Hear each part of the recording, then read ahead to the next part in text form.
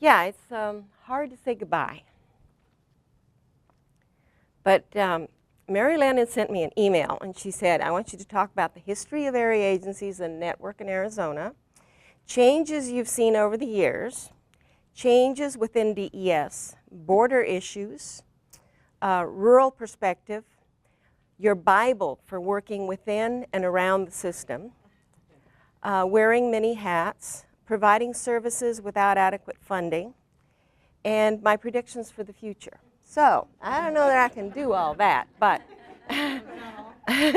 that's all. Yeah. So, you know, hopefully we can do this kind of interactive. Hi, Jim. There's a lot of things you're going to remember better than I do, so let's have a conversation. And I figured do it completely low tech, do it the old way. So really things began in Arizona with the creation of COGS, Councils of Governments. In 1970, Governor Williams issued Executive Order 70-2, dividing the state of Arizona into planning and development districts. And then he asked for all of his state agencies to fund activities around planning functions within those geographic areas. He also asked federal agencies to realign. And for example, community action.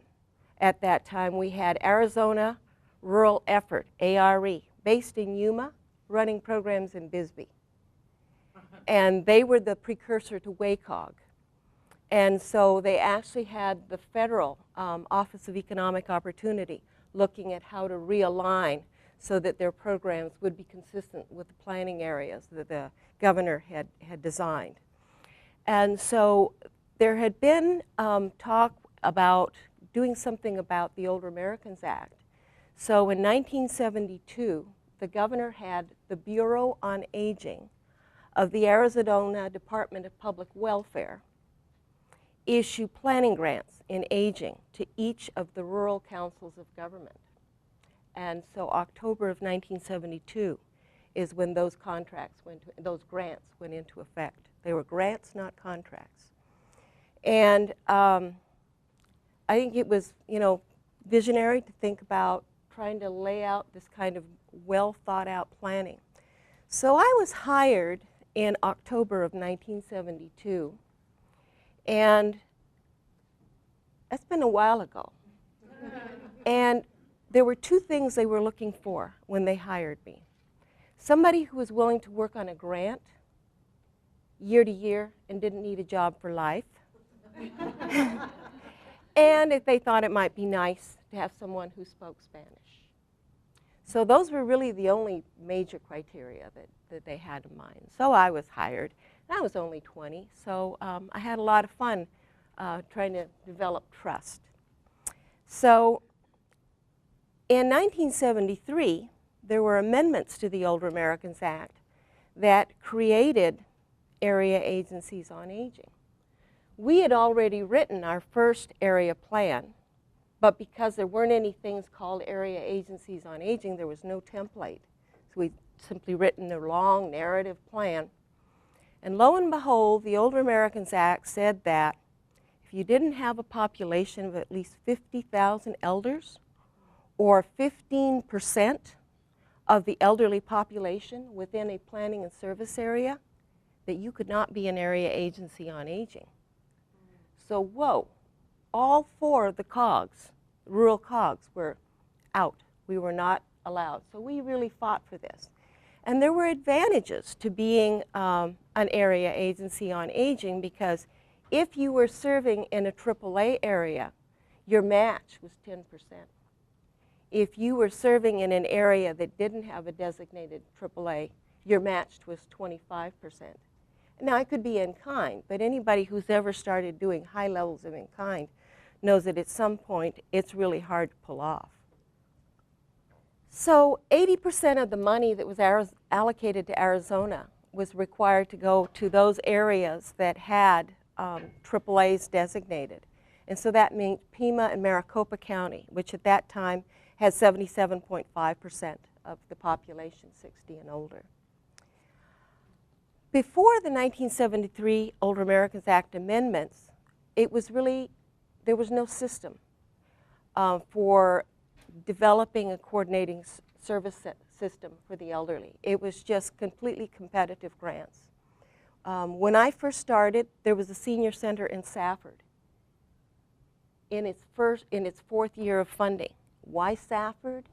You know, somebody in Safford had figured out that there was money from the Bureau on Aging, had written a grant application, and gotten funded. And back in those days, the match the first year was 25%. It was 40% the second year, and then it was 50% thereafter. And did I ever learn one of those lessons, one of those things about the Bible? You can screw up anything, but don't screw up your money. Because if you don't have your accounting, your fiscal stuff together, you just can't get out of it. So I arrived in Safford, made friends with the senior center director, and she wanted to know what a young whippersnapper like me would know. And pretty soon we had a man called Bill Cavanaugh, who came out of the Bureau on Aging, and he was doing his first audit after 4 years, first audit. Well, he went through the financial reports, and they hadn't documented any of their in-kind. So I wound up going back and documenting in-kind for 4 years and rewriting all of their financial reports. And at that time, they had quarterly reports. So they'd been drawing down the reimbursement money, but they had no documentation of match.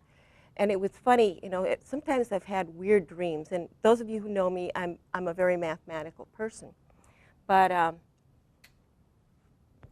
I was, you know, living alone in Safford and doing lots of, in those days, hand, sheets. And one night I had this dream that I had a little shelf, and the shelf had exactly the same shape as this financial report that I was working on. And I had little porcelain numbers, you know, the ones you give to kids for birthdays that are all painted. And I'd put all the numbers on and they'd fall over, and I'd put them on, fall over. So needless to say, it was kind of getting to me. So anyway, as I said, we were not designated as area agencies on aging. And so we really organized and tried to make sure that we would be designated as AAAs. And so in 1974 we were, and we had a template, and I actually found our original area plan. And you can see how different it is. But the area plan requirement was that we create information and referral. Well, when I started right in the middle of the flood in Duncan, the 1972 flood. So I went up to Duncan. You know, all the buildings had mud marks up to here in downtown. And there was an old lady who lived high enough up that she was feeding 100 people a day out of her kitchen. So we started talking about, let's do a Meals on Wheels. So we wrote a Title III application. We got funded, and we started using the school lunch program to do a Meals on Wheels program. And so here we are with $34,000 of INR money, and we're trying to maintain a Meals on Wheels program. The state at that time, because they didn't have funding formulas, real flexibility. So they gave us state carryover money, and we were able to sustain the home delivered meals programs that we'd started in Duncan, and then one we started later in Clifton, using their carryover money. We also had a little program in Bisbee where somebody had been writing an application and getting it rejected, and so I helped them rewrite it, and we got funded, and we got a meals program started in Bisbee. So then we had meals programs in 3 communities, but our mandate was to do INR. So we did INR in 1974. We wound up having 9 part-time INR workers spread all over the region, and a very grassroots figuring out what the resources were, which there weren't a whole lot of them. So a lot of them were just your typical scrounging things to help people out. And then we also had, in 1972, the Older Americans Act had created the nutrition programs. And nutrition programs had actually started as demonstration programs. So Phoenix had some, and Pima, Tucson had some. Some of them were partially funded with model cities. I think the Tucson ones were partially model cities. They weren't all Title IV Older Americans Act money. But those things had started. And so we were to get money and they were thinking it cost $50,000 to start a program. And so with $50,000, we were to serve 100 people a day within 90 days of startup. And no more than 15% of the meals could be home delivered. So what we wound up doing is making Douglas site because of the poverty population in Douglas, and using that money to also pick up Bisbee. And we still struggled to get 100 people a day. It was just really tough.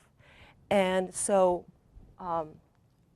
Title VII was the nutrition program at that time. And it did not come through the AAA. So we got designated as an area agency. We had to administer Title III, but the Title VII still went through the state. So I wrote the grant application, and it was funded. And then second year I wrote a grant application and met with the YWCA, and it's all in here. I was just flipping through, and there was a note, sorry we can't continue to do this, but the YWCA in Douglas had decided to let me go through all the work, present it to their board, thinking this was when they were going to approve the application for the new year. They turned it down. So I had to scramble, and I got the St. Vincent de Paul Society in Douglas to take on the program, not knowing they weren't incorporated, and little details like that, So they agreed to take it on in a great big hurry, and we actually used the VFW to prepare the meals.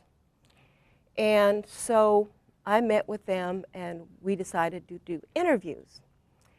And somebody was related to this woman who was a retired police dispatcher, and they just knew she was absolutely who they were going to hire to be the the nutrition director. Well, we interviewed her, and people skills were not her forte. And so one of the people we interviewed was this young attorney who had moved to Tombstone to be near his sister-in-law, Stu Grable. And so we finished the interviews, and the St. Vincent de Paul Society and I had a long discussion, and finally they agreed. So they agreed to hire Stu.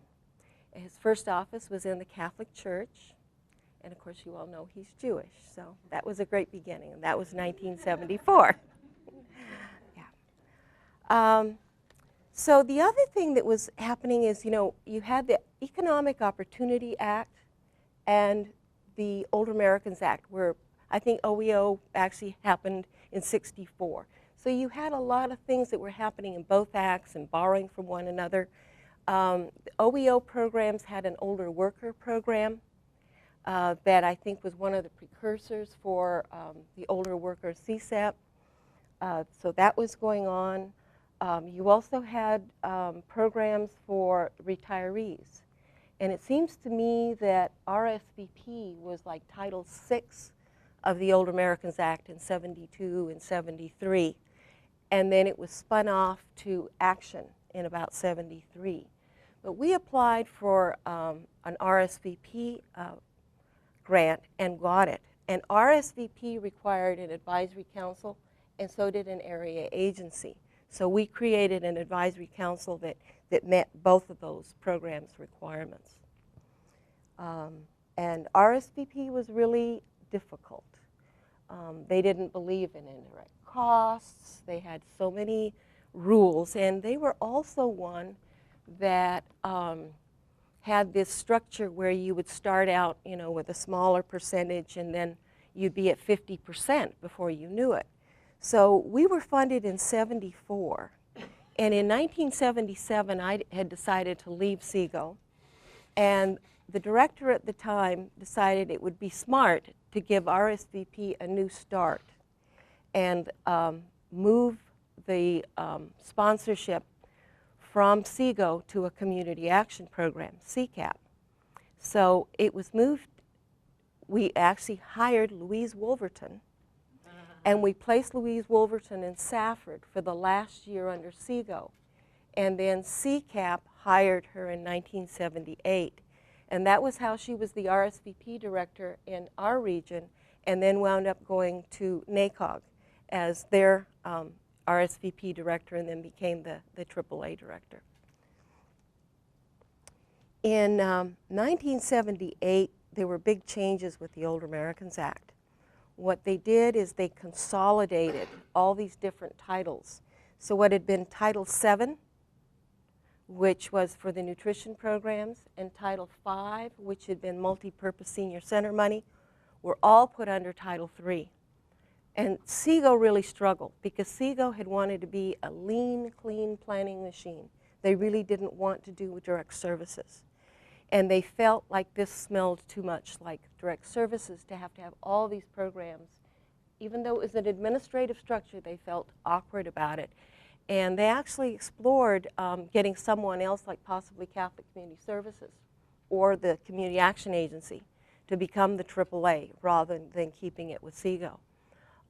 But I think funding cuts that happened under the Reagan administration probably pushed things a little bit in the direction of keeping the AAA within SEGO. Like I mentioned, you know, here we were, we had home delivered meals programs, we had a nutrition program in Bisbee and Douglas, and we were trying to, you know, build this, but we had to use our Title III money for information and referral.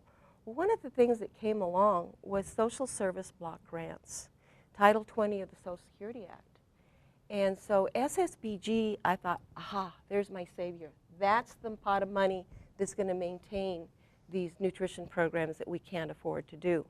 And I really learned a hard lesson there, is that even though everything seems to be aligned, if you don't get the money on time, you're going to have to close your doors. So we actually had to close programs down for a year before we got SSBG going. But SSBG was interesting because it was a formula grant, still is, but it required a match. And the match requirement, I think, was 25%, and it was not in kind, it was cash. And the state of Arizona decided not to provide enough matching money to draw down all the federal money.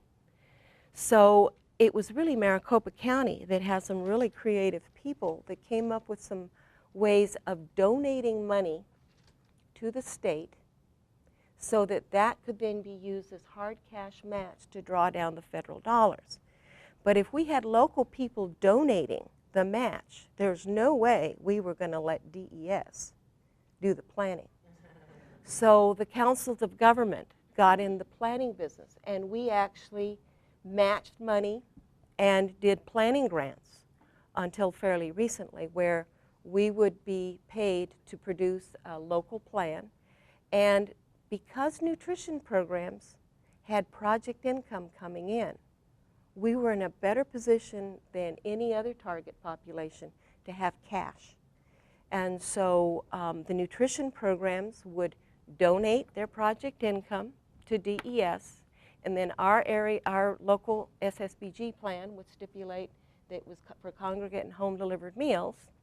And so then they'd have a contract, and then the money would go back to them. So they'd pay $1 and they'd get back $4, which was a great deal. And you know, that basically set a pattern that SSBG planners over the years have tried to fight. I think we've all been faced with a local COG planner who's like, you're getting too much of the money. How are we going to, you know, make this more fair, and try to take money away from us and, you know, Kathleen, what year did the SSBG come to Arizona? It actually came in 1975, but it took till about 76 before the money was flowing.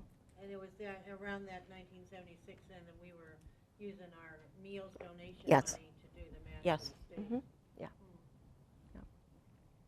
Yeah, 'cause some of you might realize, some of you might not, that still to this day the councils of government, MAG and other councils of government do the planning. Yes. For the Yeah. SSBG. I think it's been 3 years ago, DES decided to no longer fund the planning function. And what the COG directors did, and I think this was largely because of Brian Bibiar in WACOG, saying, look, we've done this for so long. If we completely back down, then DES can do whatever they want to. And so he organized all of the COG directors to continue to put together a local plan. Now we have had in SEGO just a very maintenance, so you know, we haven't had any new money in forever, and pretty much we're just maintaining the same services. And so I agreed to be the SSBG planner. So I've done that for a while. And we've basically had 1 or 2 meetings of an advisory council. Most of the other COGs have a much more romantic system than we have had. And what just happened was they contacted me and said, you know, we want to do the plans a little bit earlier, and we know that the sequester's kicking in, so we're estimating that you'll have to take a cut of around $19,000. What do you think? And I said, perfect. I'm leaving anyway, so getting the plan done ahead of time, usually we submit in February, would be perfect for me. And he said, well, I don't have the decision yet made at DES as to whether the cuts can be spread to all the target groups. And what had evidently happened is during this fiscal year, we had actually had a sequester cut, but internal within DES, and I really think this is a credit to Melanie Starnes. They said you may not cut the Division of Children, Youth, and Families, nor the Division of Aging and Adult Services. So DD took all of the cuts. And so when the DES planner told me this, I said, okay. So I called Melanie. I said, Melanie, are you going to pull your magic again and prevent these cuts? Because I'm now wearing my SSBG objective hat. And she said, I don't think we can pull it off again. So I met with the committee, and we did across-the-board cuts, because I told them, you know, I can't tell you not to cut aging, not when I'm wearing this hat. So we did, and 2 days before our board meeting, I got the instructions from DES that that's not what they wanted. They were not going to cut those 2 divisions. So we pulled the item from our executive board agenda and had a special meeting of our advisory council, and then our executive committee was the one that acted, and we only cut DDD. So that was interesting. Another thing that used to happen is, you know, we had Title IX used to be the older worker program, and DES would get all the older worker slots. We didn't have national contractors, and so DES would let the AAAs decide who would get those slots. So we actually had an advisory council process where agencies would petition for a Title V, for a slot, or Title IX slot, and then we would recommend to DES who to award slots, and we didn't do any of the payrolling. So that's another thing that's really changed. Ombudsman program. Pima Council on Aging was the first agency to have an ombudsman program, and they named their program Ombudsman. So when the Older Americans Act came along with Ombudsman program, DES agreed through their taxonomy process to call it the Long-Term Care Advocacy Program, because the Ombudsman program at PCOA was much broader. It served people, not just people who were institutionalized. It was very broad. So that's why long-term care advocacy was used. And we actually started our first ombudsman program in 1984. And at the time, we had no money to do it. So I used a CSEP slot for the coordinator, and then we trained volunteers, and that was how we first got started with that program. And it had been an area that was of real interest for a long time. You know, I mentioned we organized the Advisory Council on Aging in '74, and the first chair I had was the retired police chief from Bisbee. And he told me stories of the people who had escaped from the county home. It was like a boarding home. There wasn't such thing as a supervisory care. And he just told me about some of these places and how sad it was to return somebody who was very unhappy, didn't have funding to go live someplace else, didn't have family support, and was stuck in a really depressing place. And I remember going to Clifton, and there was a woman who had a home on Shannon Hill, and I'd heard about her, and so I went to visit her, and just, you know, no authority, no ombudsman program. And I got to go into the living room, and it was the most depressing place. It looked right out on the old smelter dumps, and curtains were drawn in the middle of the afternoon. You know, TV was the only thing that was going on. It was just dark and depressing and completely unregulated. So, you know, I think getting a little bit started of the Ombudsman program was really special. The mid-'80s in Arizona were really a time of change. I left SEGO in '77 and worked for Community Action, worked for the state of Texas, found out I couldn't finance a second bachelor's degree and become a veterinarian. So I came back to Arizona in '82 and was hired to try to work with an agency. And you know, sometimes there's just things you remember. But they had an agency that was running a nutrition program in Safford, and so I stayed with a friend up there and worked with this agency. And they were having some major financial problems, and this bookkeeper was just not letting me look at her books. And so I asked her if she had a check ledger. You know, I said, well, checkbook, you know, how do you know how much money you have in the bank? She looked at me just indignantly. She says, I call the bank, as if I was the... Well, after about 2 weeks of my being around, she suddenly decided she had to retire. So she left, and we got access, and there were bounce checks just left and right.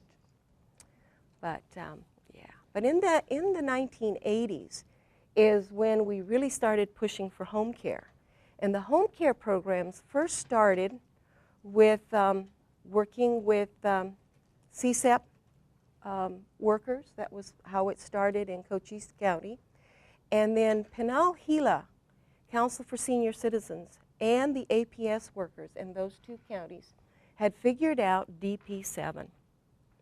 And they opened the lights for all of us because they had figured out how to get clients a $70 check that they could turn around and hire someone. And pretty soon they were using some of the agencies that they'd created to be the workers for that $70. So that was kind of the first rumblings of getting some state dollars. Before that, I remember Marion always worrying about, were we going to have enough state appropriation to draw down the full Older Americans Act match? And I mean, it's like 5%. It's not that much money.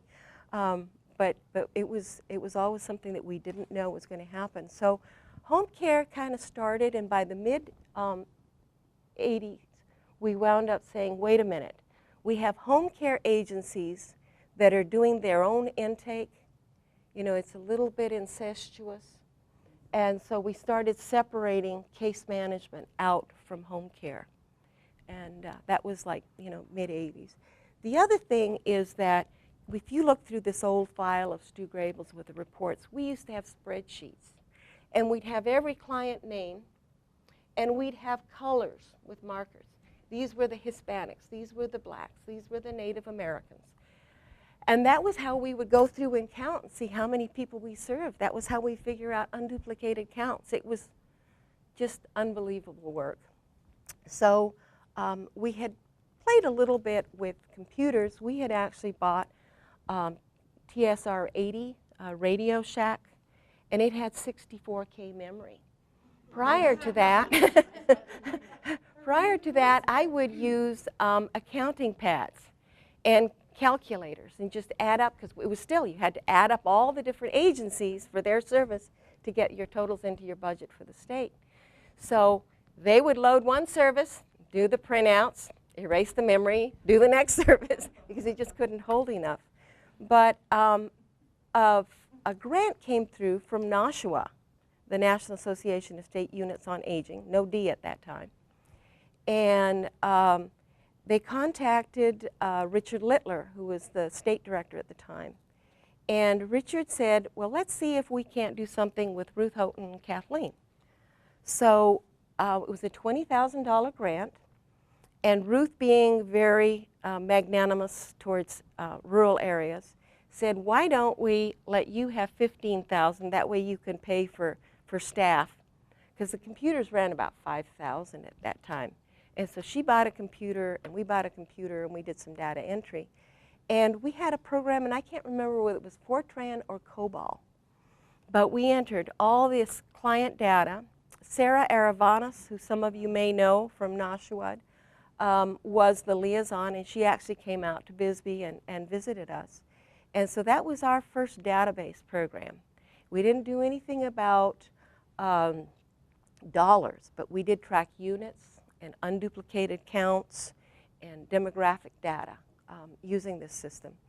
And that grant ran out, and we looked for another way to do things and started building it within our administration. And we got Dr. Russell Mills out of the University of Kansas, Missouri. He was like the Dr. Ted Koff because they had centers on aging. And he was a gerontologist who had a fascination with computers and had taught himself. So he took our program and translated it into a database program. And I don't remember, it was DBase, it was, and then later he converted it to Fox Pro. And so we converted all those clients and kept keeping all of our unduplicated counts and demographic data. And you know, monsoon season in Arizona, well, wait till you've had electricity in Bisbee during monsoon season. It used to take 36 hours to process because you'd enter all the clients and then it would take 36 hours to process so that you could then print your reports and tell you what the results were. And so you do all your backup so that if you had a lightning storm and the power went out, you could go back to that beginning and go forward. So it was an interesting process. But yeah, so yeah. The other thing that was really different is that in the 70s and early 80s, there were a lot of activities around capacity building and training. I had first met Dr. Alice Drought when we went out to a training session in California where they were trying to train area agency directors on administration and on the aging process, those sorts of things. We had grants that went through the Center on Aging that tried to do grants at Cochise College to try to get classes in a variety of topics, not like the direct care workforce, but more broader classes. And we were always trying to get our providers to go to some of these sorts of classes. So that was another thing that changed a lot. Another thing that happened in the 80s, which was a godsend to us, was that we used to get around $34,000 of administrative money at SEGO. You really can't do a whole lot about that. And Ruth Houghton, when she was the director here at Region 1, was willing for us to look at a funding formula that would take money away from the urban areas in order to give the rural areas a basic minimum amount. And that's how you developed a planning base where we have a base for administration of $50,000 and a base of $60,000 for programs. And what we do in the SEGO region is that we have counties like Greenlee County, which are really tiny. And Greenlee County has less than 4% of the elders in our 4-county region. And so we have a base of 90,000 because without a basic amount of money, they just couldn't have any kind of program. And so I think a lot of the rural areas have continued to, whether they call it a whole harmless or a base or something like that. But the ability to be able to do that is how we were able to absorb any kind of technology into our system and continue to do that. And was that state dollars or federal when you were saying that Houghton had gotten involved with? That was Older Americans Act. Older Americans Act. So if you look at the funding that comes out with the alert, you'll see that there is a base, and that continues from that time.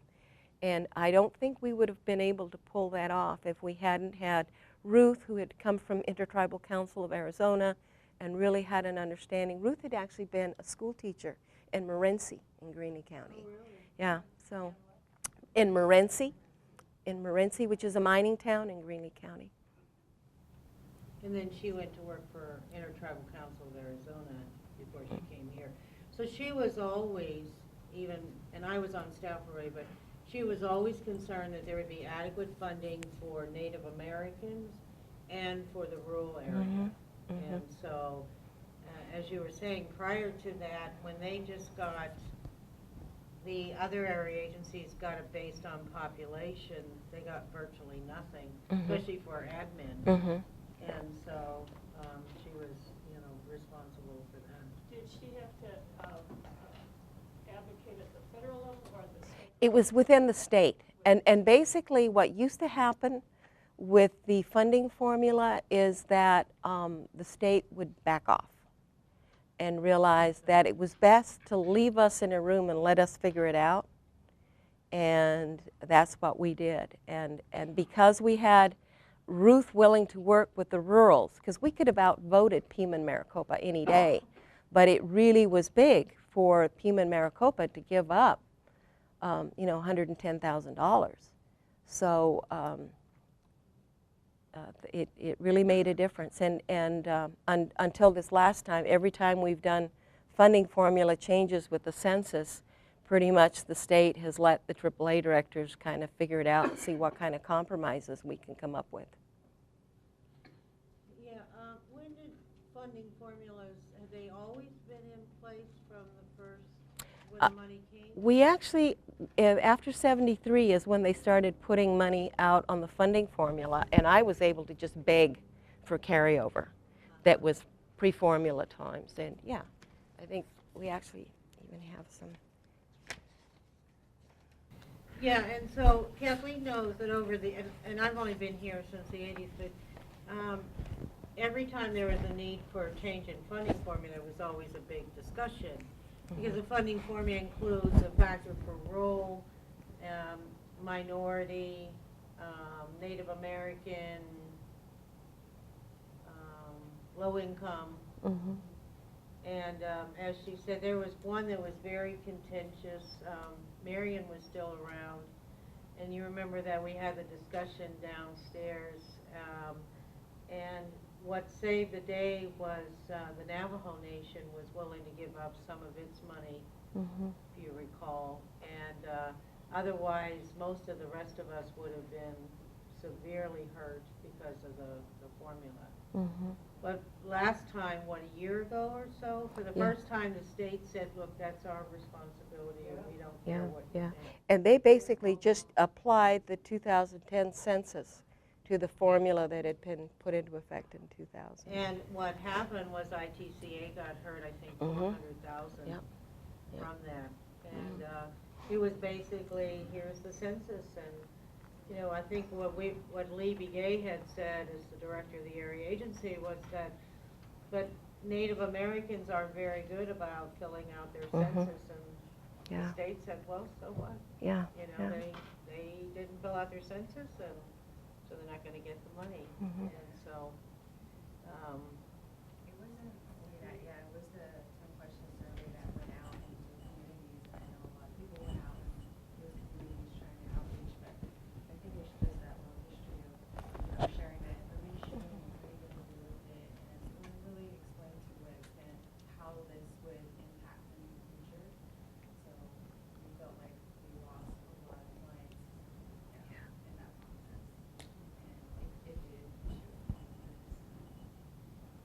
We wanted to revisit the funding formula, even though it was really, I was there by the time it was conventions. I just started as director, so I was a little taken aback by the process. But yeah, they said they had no intention of revisiting it at this time. So I think it's something in the future that we might want to collectively look at, advocate for next time around. Kathleen, in the 80s is when the area agencies also got the SSBG, because prior to that, didn't it go directly to providers? Yes, it did. Yeah, it did. And Region 1 and Region 6 piloted that, because back in the day, what would happen is that a provider would write an application to the Area Agency on Aging. They'd write a second application to the Bureau of Grants, BGA, Bureau of Grants Administration, And then they would also write one for SSBG. No, they actually wrote 3 of them, is what I'm remembering. They wrote one for SSBG to BGA, one to the AAA, and I'm thinking they're all, oh, I think if there was any SPP, they had to do a separate one with aging and adult. And so we started having joint negotiations. And it used to be just ludicrous. You had to have these spreadsheets where everything added up this way and everything added up this way. And if it was $1 off, the people from Phoenix would just, you couldn't move on. And I mean, I sat through things where I finally said, leave me with the calculator, we'll figure out the $1, because you were not going to get anywhere until everything balanced. So yeah, we used to do that, and then finally, SEGO, it was approached, and I think Region 1 at the same time was approached about having all the money go through the AAA. So we did that for a year, and then we did it statewide. And the issue with the SSBG, Social Service Block Grants, going through us was that it was for both elderly and disabled persons with disabilities.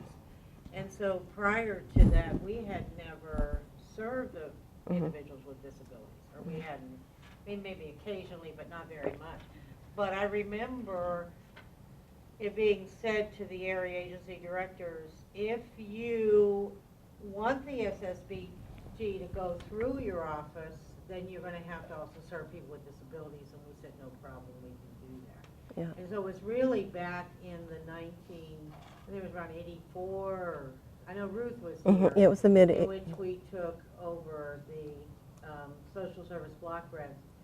So interesting, if I can do a little side story, when in 1992, we were applying for funding for Ryan White for people less than 60. People said, why would we be serving people less than 60? And I said, well, we've been doing it all along through SSBG. They're like, oh, okay, you know, because the board was reluctant to not serve anybody that wasn't elderly. Yeah, yeah. Yeah, and you know, SPP really opened our eyes to a lot of different kinds of issues, because State Supplemental Payments Program was a program when Supplemental Security Income was created. I think it was like 73 that it was created. What it did is it created a minimum floor of income, so that it would take whatever people's income was from a pension, from Social Security, and it would then make up the difference for a minimum floor nationwide. There's a few states that supplement it. And then Arizona had a couple of programs that provided assistance like home care. So they were required to keep those programs in place. So, and because what SSI did is it replaced all of what had been old age pensions for the aged, blind, and disabled. And so when that program was federalized, Social Security had a really hard time. You know, they had people they had never served before, low-income people, some of them, you know, coming in and taking a bath in the sink in the Social Security office. And, you know, I can remember a Social Security agent in Bisbee that just was totally clueless. But because Arizona was required to keep this program going, it paid some of the costs of people who were on SSI who lived in an old age home. So that was part of it as well. And then the home care program. And the home care program had really not been tapped until Pinal Gila figured out how to go after it. And the direct pay was just on the housekeeping side. You know, you could get money for home health aide and visiting nurse. And so that really added funding to our old system. And because the requirement was that people be on SSI, it was a completely different population than we'd ever served. A lot of the people on SSI had mental health issues. And at one point in Bisbee, or in Cochise County, about 20% of our caseload under the case management program were people under age 60, and a good number of those were behavioral health issues. And we have tried over the years to focus more on physically unable to provide care, because it just it really gets difficult, particularly with chemical sensitivities. We've had a couple physicians who've specialized in that. One funny story, this was many years ago, we had a client who was a former airline stewardess, and she had decided she was sensitive to everything. So she was living in a tent in the desert outside of Benson and going to Dr. Gray. And she wanted us to put in a washing machine out in the middle of nowhere so she could have one that wouldn't make her clothes smell. We naturally refused, and of course she appealed, and you know, all this was going on. And then, lo and behold, here is front page Arizona Republic, her whole story of what had happened. And this is the person who was angry about us revealing anything about her as we were trying to figure out how we were going to get her clothes washed without using a public laundromat. So yeah, we've had some interesting situations there. And you know, speaking of SSI, SSI was huge. You know, it provided a minimum income for so many people. And I was involved in the first SSI find. In fact, I got a national award for it. And so here they had a program to give people a gold check, to give them a minimum amount of income. And they had no outreach information or questionnaires in Spanish. None. I just couldn't understand it. And like I say, the Social Security offices just didn't know what to do with this population.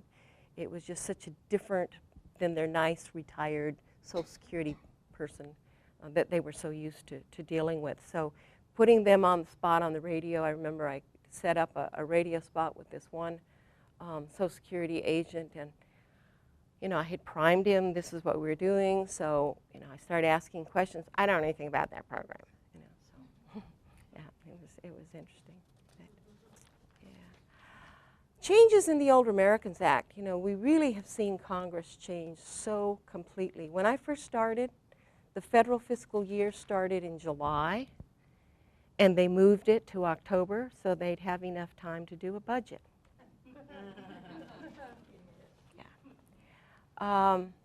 Okay, there were 8 amendments to the Older Americans Act between 1965 and 1978. You know, when's the last amendment we had? 2006? Yeah. So, you know, that's something that's really, really changed. So, the Older Americans Act actually comes out of the White House Conferences on Aging. The first White House Conference on Aging was in 1951.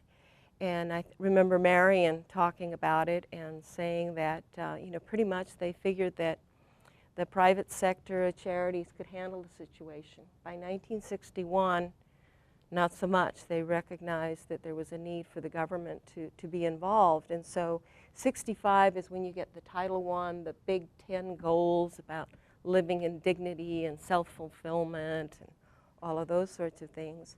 1969 is when RSVP was actually put in place, and in 71 transferred to action. 1972 is when Title VII, the nutrition program, was put into effect. 1973 is when area agencies were created and Title V multipurpose senior centers were put into place. In 1975, we got priority services, first mention of transportation. The other day at my despedida in Bisbee, Stu mentioned that one of the first things he remembers doing with me was an application for a van, because you know he had a Title VII program for the nutrition, but we applied for a Title III grant to get a van so that he could move people to and from the nutrition sites. And so transportation was recognized as one of those essential services in the 75 amendments. Home care was specifically mentioned. That's the time that we got those very specific requirements that anybody who's receiving home care must know about who's going to provide services, what are the alternatives. Legal services were added. In 1978 is, I mentioned earlier, the consolidation where nutrition and senior centers were all collapsed into Title III, and all the money had to run through area agencies on aging. And that is one of the things that I think is so, so important, is that, you know, we sometimes bristle about the way things are handled in alerts, but Title III, except for the percentage that the state can keep for their own administration, all of the money has to go through AAAs. And that's something that is very, very important to us. Title VII, current Title VII, older rights, is not the case. You know, they could keep all the Title VII if they wanted to. 1992 amendments was the first time we were really hearing issues around caregivers, and elder rights were really strengthened in those amendments. I think that's when we first started getting some funding for the Ombudsman program through the Title VII. The other thing you asked me to talk about was changes at the state level, and there have been a lot. Mm-hmm. Before you, I was curious how the USDA ever got tangled in all this Old American stuff. Oh, okay. Back when the nutrition programs first started, we became eligible for commodities. And so the nutrition programs would go through, in Arizona, the Department of Education in order to get commodities that could then be used in the schools. And this was happening nationwide. In other states, I think they had somebody else that administered the commodities. But you know, it was always a challenge to figure out a menu when all of a sudden you get this huge shipment of peanut butter or beans or, you know, something. Yeah, yeah. Well, that was the great cheese giveaway. Yes, yes. So finally, at a congressional level, they created a program called Cash in Lieu of Commodities. And that was when Arizona went that way of being able to get cash instead of having to get the commodities. But it was still administered by the Department of Agriculture at a federal level. And it's only been, I think, wasn't it 2006 amendments that actually brought it into the Older Americans Act. So. I was working as the food service director when we had the commodities, and I remember, I forget who it was, that it could have been City of Phoenix or one of the providers, had somehow destroyed 3 cans out of a case of green beans. And I had to fill out in quadruplicate a report to report to the federal government that we had destroyed government property. Mm-hmm. So there was something had happened to those cans of beans, and we had to figure out, we also had to figure out the cost, the value of it. I remember every month every time we got a shipment, the price of a can of green beans or peas or peanut butter or whatever would change. And I don't remember, but we had to say, okay, we shipped to Avondale Senior Center 7 cases of green beans, and each case had 12 cans, and each can was worth $3.41. And then the next shipment would be worth $3.61. Yeah. And we had to then calculate that as the dollar value of the USDA and report that to the Right, state. right. Oh, and the costing in the early days in the nutrition programs. I have the 81 manual, and you know, you're figuring out costs for every little thing per meal, as if this is making a huge difference. And the irony is you'd have such minutia, and then you had programs like Senior Now Generation in Tucson, where you had people who were very astute thieves. They really had become part of the community. Everybody looked up to them. Fundraisers were phenomenal, but a lot of that money was going into huge salaries. And the other thing that's interesting is, you know, with inventory controls, we've always, you know, tried to keep track of what did we buy, and, you know, the stories of the nutrition program that moves out of the church into the senior center, and we're down to who bought that ice cream scoop. You know, I've been through a few of those. But there, what happened was the judge basically said that the property, regardless of how it had been purchased, had to be sold to pay off the bankruptcies. So, you know, even though it was bought with federal money, there was an example where, and I think you guys since have kept buses in your own property records as a consequence. You want to comment about that?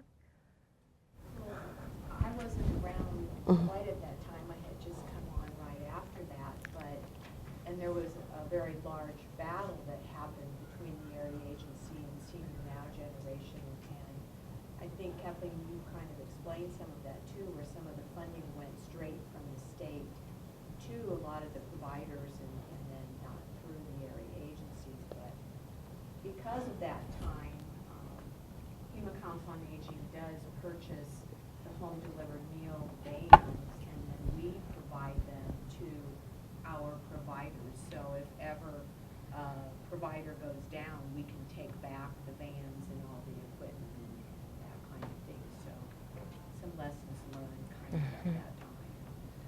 Well, you know, the other thing you were talking about, the computer systems, it was interesting. I don't remember it was till the mid-90s or 2000.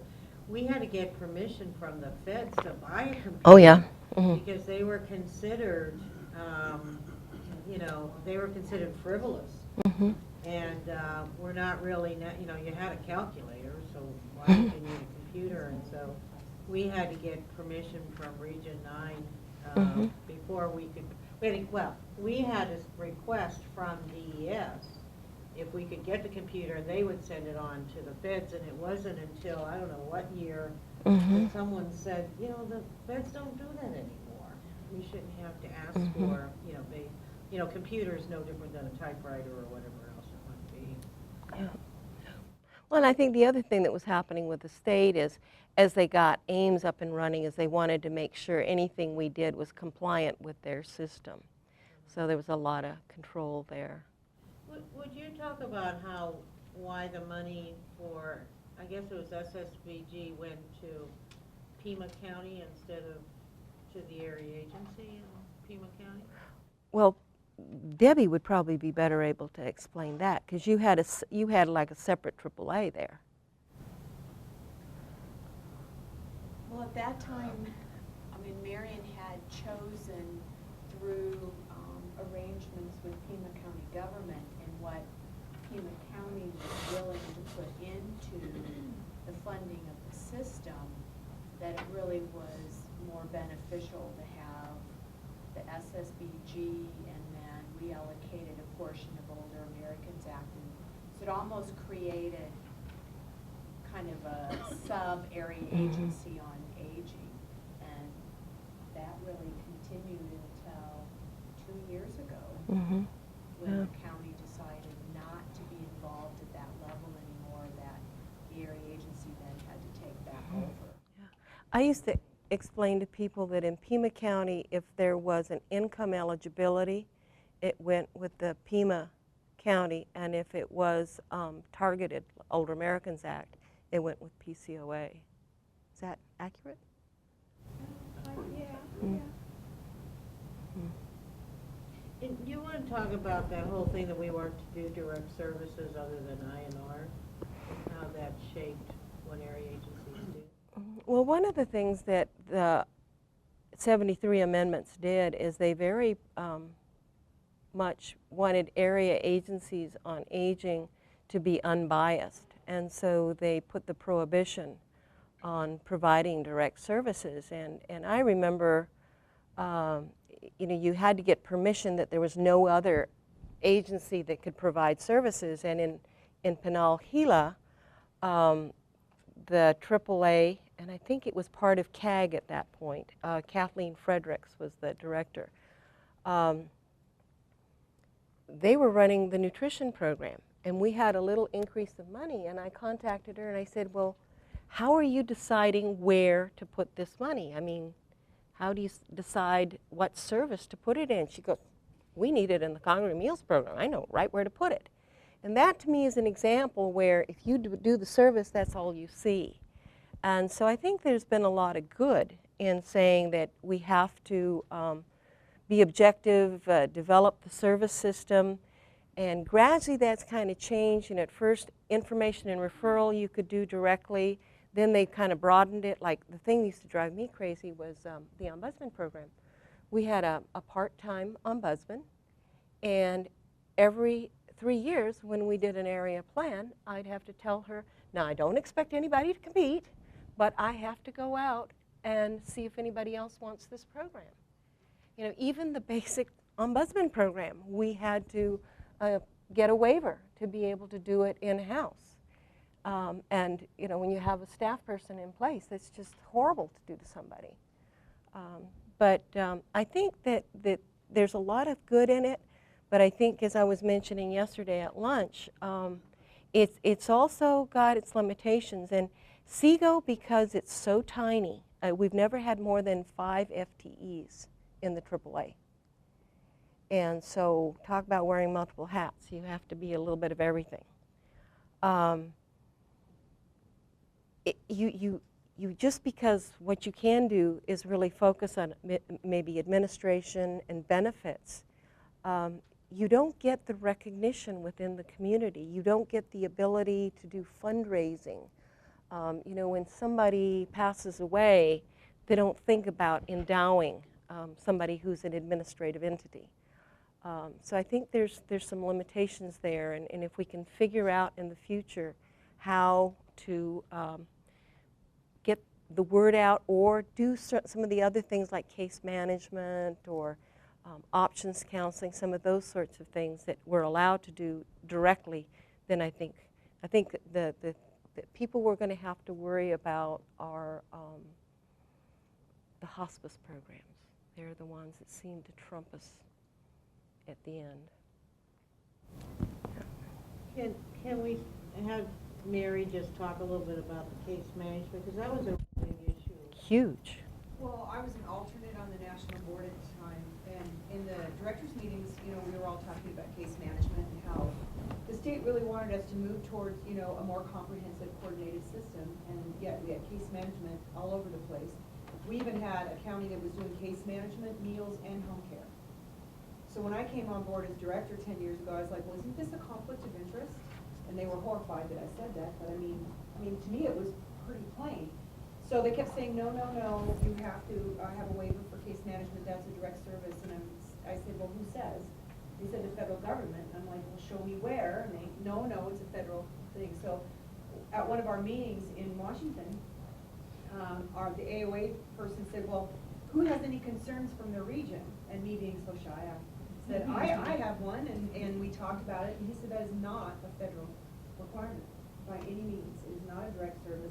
That's a state thing. You've got to take it up with the state. So I came back and let the directors know, and we presented to the state, and that's how we got rid of having to go out for case management. So as of last year, July 1, we are no longer required to even RFP for case management. We can take it in-house without going through any kind of hearing, and so currently all our case management in my region is in-house.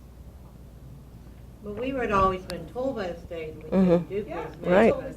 So you can't always Considered a Yeah. direct service, where most of the area agencies across the United States do case management, so they're a lot larger than we are. I mean, they don't, as you know, just speaking from Region 1, we've got, you know, over 60 programs, but you know, many area agencies don't have many of the other programs that we have. They just have the core services, but they themselves are larger because they do the internal case management. What I think has some value is you know what's going on. You know who's asking for services. It's just sort of like with information referral, and I manage or at least I read the emails that come in for people asking stuff, so you have a sense of what are the problems out in the community. But the state would never let us do case management. They'd say, well, we'll talk about it maybe next year, maybe in the next area plan and so forth. And it was Mary who finally brought it down from the federal level. Now, here in Region 1, I think we have a great provider in Maricopa County, and you know, it's a long-standing, and unless they turn it down someday, we probably will never take it over. But the other area agencies now, Mary's doing all the case management. You're doing it all in Pima County. And is Olivia doing it or not? Yes. And I think they're doing it in the WACOG area, so all the other area agencies have pretty much Yeah. taken over the case management, but And a lot of it is a financial decision, like in our area, what the counties provide, it would be difficult for us to replace, and, you know, staff-wise too, same yeah. with Maricopa So County, that's, yeah. you know, They're that's mapped. really, really tough. You know, it's interesting though, because we thought the same thing, Mm. and so for years we never touched it, oh, because of the match, because of the match. Mm. When we started tearing the numbers up and really going into it, Hmm. they weren't really matching it as high as we thought they were. Hmm. And when you look at what we count as a unit and what Mm. they were counting as a unit, we're actually Mhm. two different things. Yeah. So when we tore it apart, it really was more economically valuable for us to do it Mhm. in-house, plus the fact that you can then have your case managers be more holistic and do options counseling or care Mm. transitions and, you know, really wrap themselves around that whole system, so. Yeah, We found that's- that to be advantageous. That's really true, yeah. Yeah. Plus the family caregiver Yeah. piece.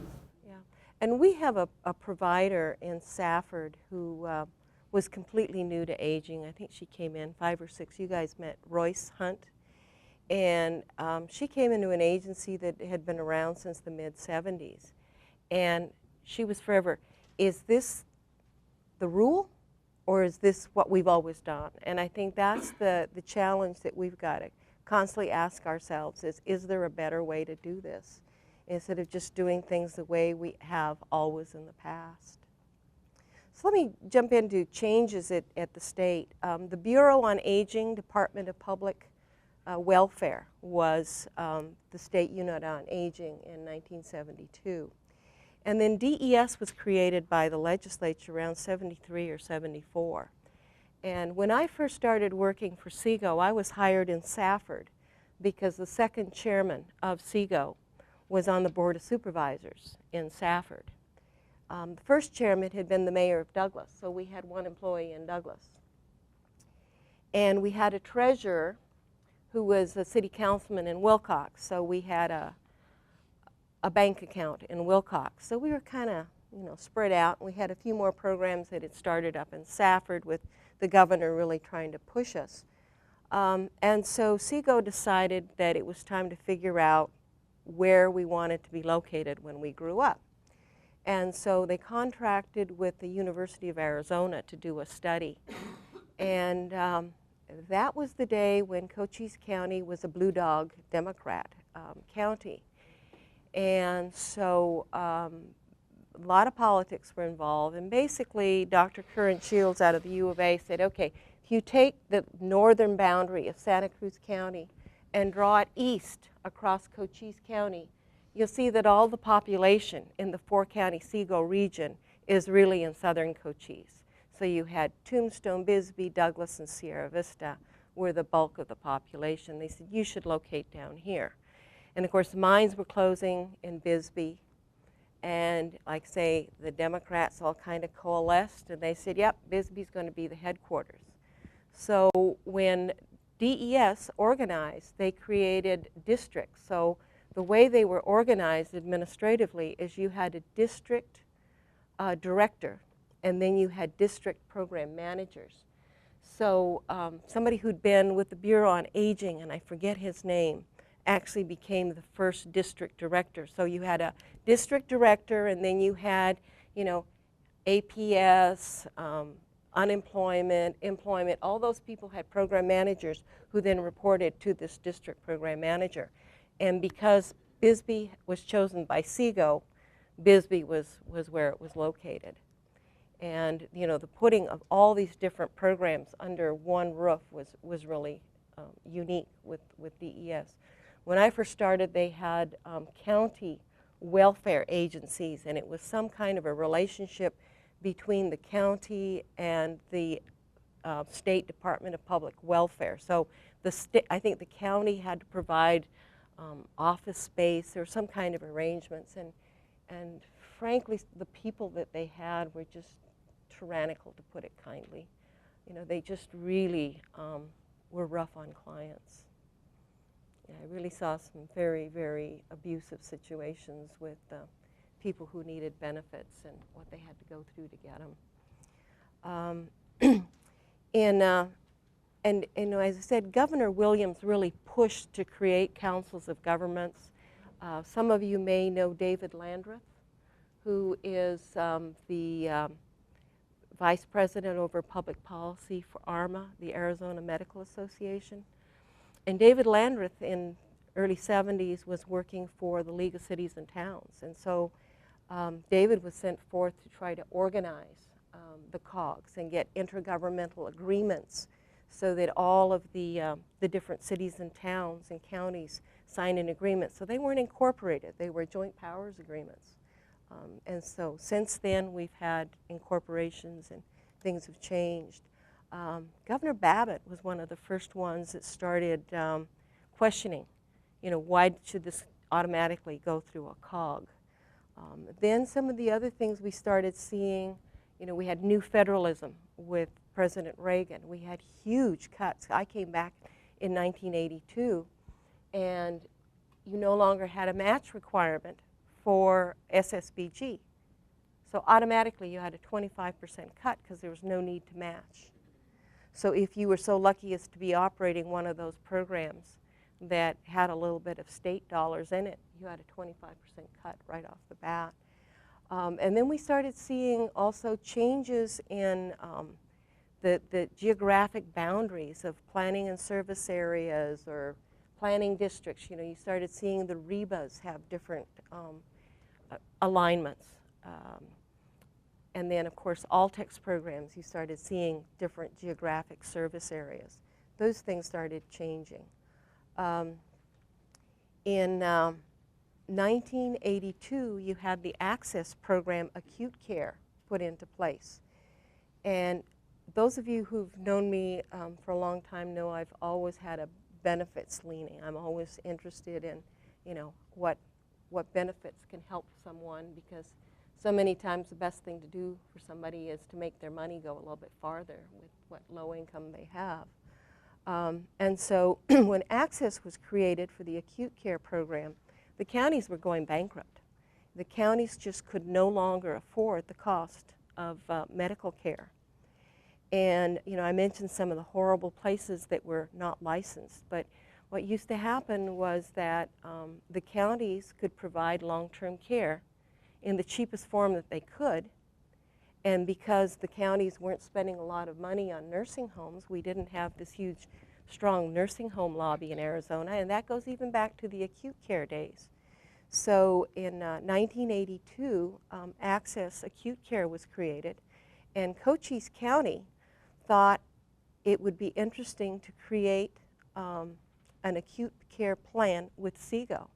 And so SEGO actually applied, and one of the things that we had to have was self-insured. So we had to have a certain amount of money set aside, and Cochise County actually provided that. And so we put in a bid and we lost, and one of the ones that got funded was Arizona Physicians APIPA, started out of Graham County. And so that was one of the first access plans. And then, you know, counties were suffering with the cost of long-term care because they had the acute care taken care of, sort of. And, you know, the counties provided the match for Access Acute Care. So they continued to have issues around long-term care. And, of course, the area agencies were very interested because in the 80s we were really understanding that, you know, congregate meals was not the only thing seniors needed. We really had branched into home care and those sorts of things.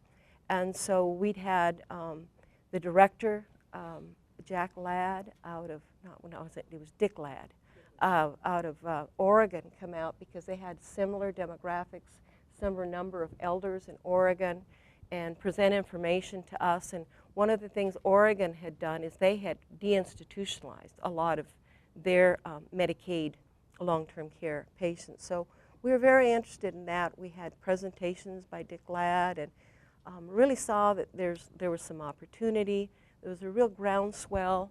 And in 1984, the Pritzloff Commission was put together. And this was you know, a bipartisan, broad commission that produced this report. And basically this report had recommendations for providing a lot of home-based care. And so it kind of became the blueprint that finally led to the Senate Bill 1418 that actually passed in, I believe, 88 or 89 and created Altex. And so the counties, again, would provide the bulk of the match. And if I remember correctly, the legislation stipulated that Maricopa and Pima would be program contractors. And you had geographic service areas because folks were going to be at risk. And you have to have a certain quantity of members in order to make the risk viable. And Cochise County had a person who had been doing their medical eligibility, their public fiduciary program, and she wanted this program desperately, and she just couldn't get the support of the Board of Supervisors. And so the first program contractor in our area was Ventana out of Flagstaff. And after a while, she hired, got the county to let her, give her permission to go after it, and hired Mary Timms, who's a pretty well-known consultant in this field. And Cochise County got the contract and ran Cochise Health Systems in Cochise, Graham, and Greenlee until this last round when everything went private. And Tell Jim who was in charge of the Pritzloff Commission. well, it wasn't actually the Pritzloff Commission, because the Pritzloff Commission did this group. And then what happened is we had kind of, did this report, and then we had like a planning commission that was looking at what needed to lay the ground in order to get to a bill and get legislation to draw Medicaid into long-term care. And they created a long-term care committee, and Bruce Liggett was appointed as the chair. And I can remember the day when Bruce was appointed and Richard Littler was not. We knew we had completely lost that round. And because the counties were so strong and because of the role that the counties had, but I think things could have been a lot different as to whether we would have had some part of at least the HCBS. And when Altex first started, the feds were scared to death of the woodwork effect. They were so scared that if you offered somebody a home-based option, that people would like it and it would swallow up all the money and there'd be nothing for the institutional side. And so initially, only 5% of the clients could receive services at home. And they kept proving that the pass did not favor anybody, that the pass, if you passed the pass, you really were an intermediate level of nursing home care.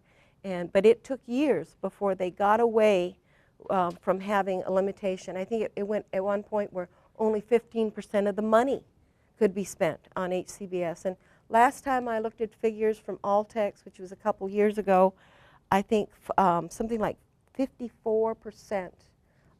It's 70 to 60. Wow, way up. We're also like third in the country, the top 3 states in the country that Wow. Do the home care at a higher percentage. And now, of course, now the federal government Mhm. has the wisdom in that. Yeah. Using Arizona as an Yeah. example. And of course, they can use assisted living as well. Yeah, and well, I think I remember the first year was only 5% of the money could be used.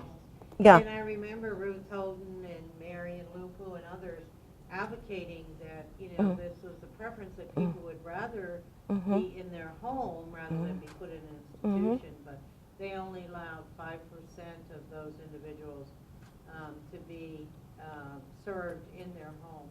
But I think, as you mentioned, Bruce Liggett being in charge of this commission, Richard Littler, who was the State Unit on Aging Director, not being appointed, it really changed the face that we as area agencies are only sidelines to the Altex program, where in many, many other states, almost every other state, it's the area agencies that do the home and community-based piece of Medicaid. Right, right.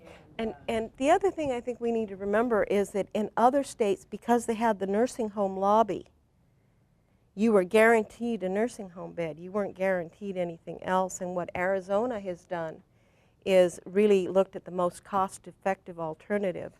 And so we weren't committed to maintaining nursing homes, where what the AAAs have gotten in other states has been a diversion money.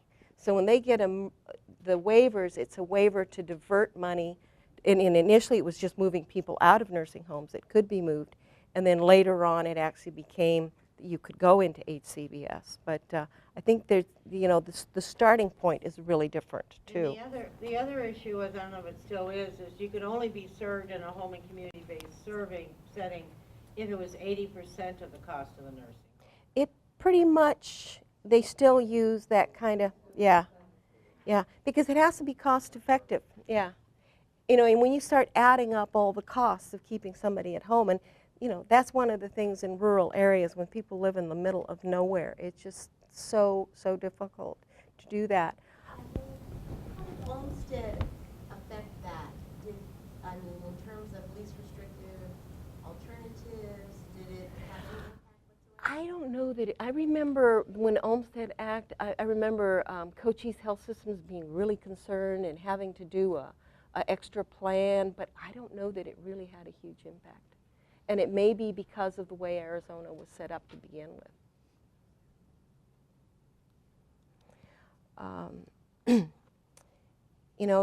I was asking, when did the Older Arizonans Act pass? And you just handed me a note, which I buried right here, that basically said that the Older Arizonans Act passed in April of 1980. It seems, I think Bart Baker, there we go. Bart Baker was in the House of Representatives, and no, he was in the Senate by then, and he was one of the ones that would champion this. But there was an amendment to this after Altex was created, if I'm remembering right, and I used to laugh about it being the AAA Turf Protection Act, because what it basically did is set forth that the State Unit on Aging was within DES and area agencies on aging, and the State Unit on Aging would administer any non-medical home and community-based services. So that was, I think, one of the things that area agencies worked on to try to make sure that we weren't completely swallowed into Altex. Because I think one of the fears we had in those early days is that why would they be putting these state dollars into another long-term care system when they just created one with Medicaid? So that's something we watched about. Zena's coming back or not, but the big issue back then, and it still is an issue with the two parallel systems, is we don't know, and Zena and I were talking about with Jim the other day, is we don't know when someone's transferred from our system, the area agency, home and community-based service system, into the Altex. So clients could be double dipping, or we could be continue to pay for home care services for a client and not know that they've already been switched over to Altex. And let me just pick on a provider that I know is very good, but let's say MD Home Health.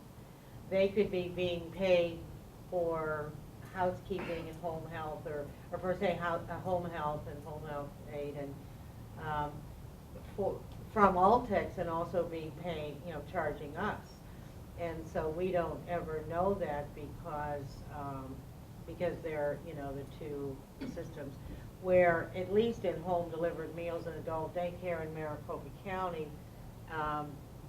we get that money, and so as long, but we still have to be careful of when they switch from one system. And that's always been an issue, like with our having case management within Cochise County.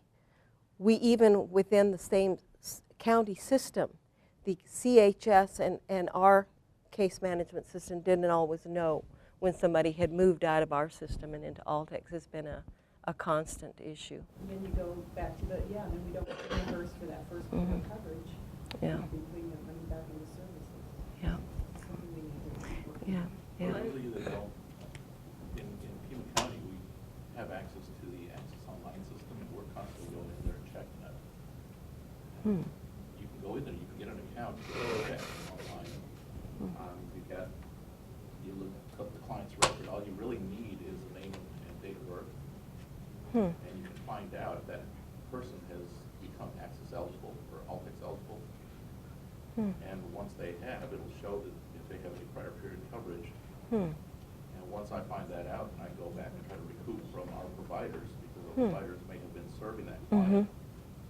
And it's not necessarily they're double dipping, because the Altex case manager may have assigned a different agency.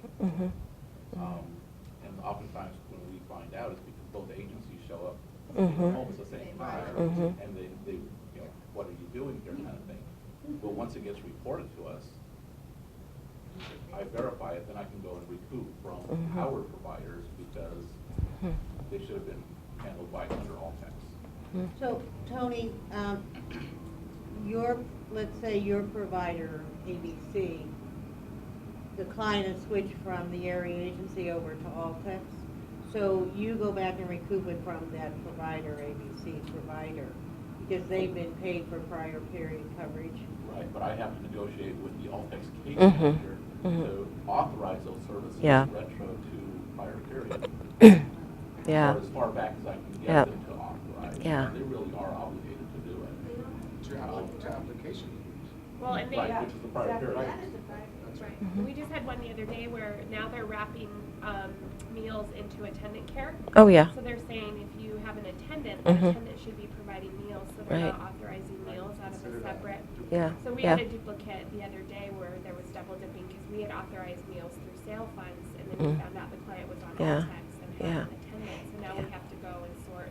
Yeah, it's not easy. Yeah.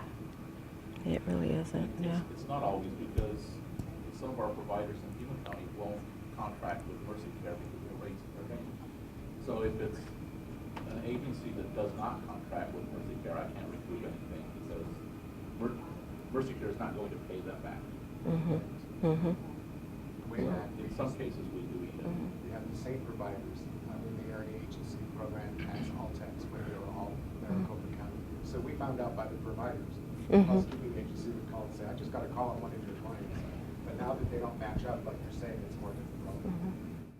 And it's a nightmare in Ames because, you know, many times they'll refund you at a different rate and, different units. It can be a hassle. The other thing I think we can't discount is the growth in assisted living and how completely different that is. You know, I mentioned some of the horrible boarding houses that people had. When I first started, there was a place that's still an assisted living down in Douglas. And it was an old school, an old two-story school. And a doctor who was the medical director of the Cochise County Health Department, no conflict of interest, of course, purchased this building with a partner, and they remodeled it. So it kind of looks like a nursing home. It's not homey. You know, you've got the wide hallways, and what were classrooms have been broken into rooms for 2 people. And that was one of the places that long-term care people were stuck in.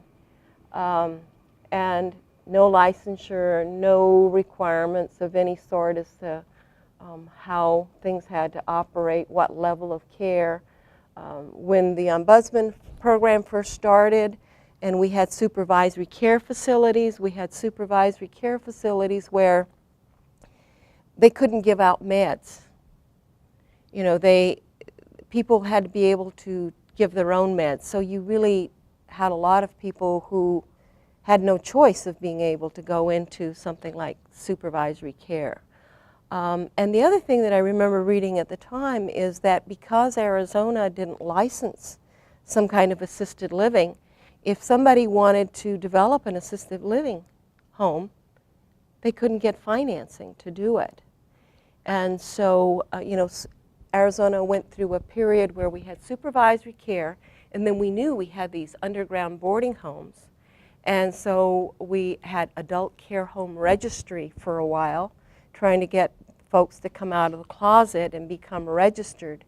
And then finally we have the assisted living licensure. And I just think it's made a lot of difference. I mean, the numbers of facilities that you guys in the the urban areas have to contend with is mind-boggling, you know, to be able to really have an effective ombudsman program. But I just think it's just huge that those places have come out of the dark and that there's some kind of regulation, because they were real hellholes. I can remember one place in Safford that had been added on and added on. I mean, if anything had happened in that building, the most non-confused person could not have found their way out. I mean, it was a total maze.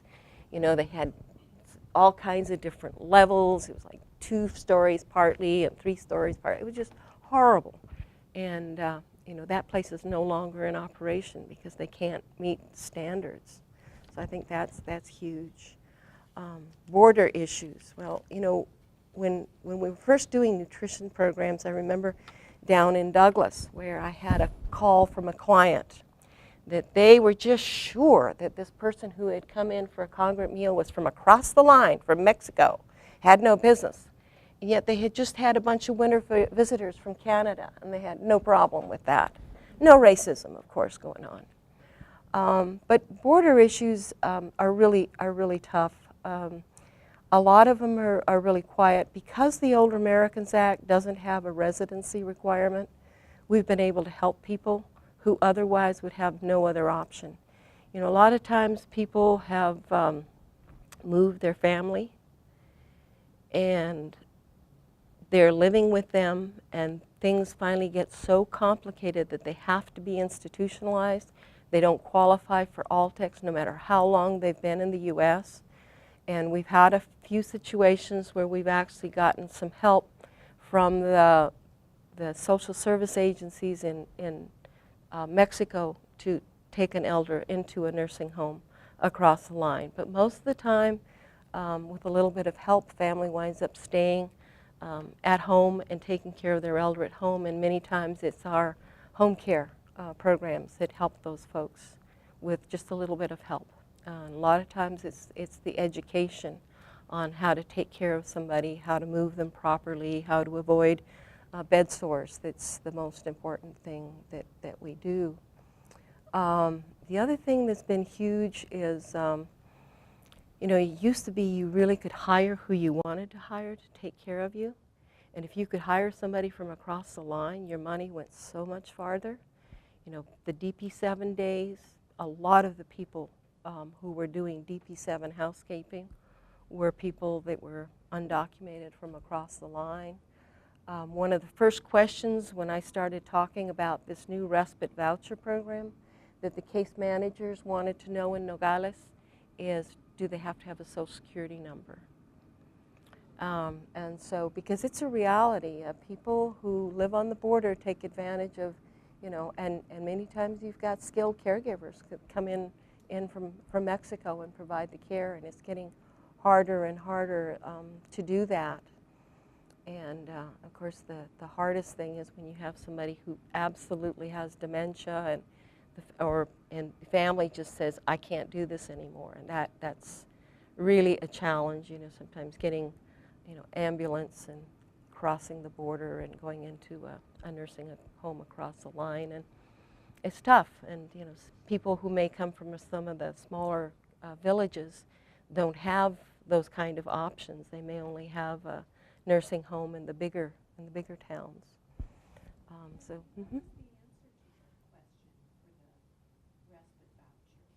Yeah, you have to have a Social Security number. Yeah, that's one of the application things. And we had a Ford Foundation grant many years ago that allowed us to do a little bit of work with border mayors. And we had 24 municipalities in northern Sonora and our 18 local governments. And we would do conferences on the 2 sides. So one year we'd do it in Mexico, one year we'd do it in the U.S., and they decided to look at doing something on the social service side in the last couple years, because in Mexico they have a system where they have an agency that is for the integral development of the family. The DEEF is what they call it. And at a national level, the president's wife is head of the DEEF. At the state level, the governor's wife.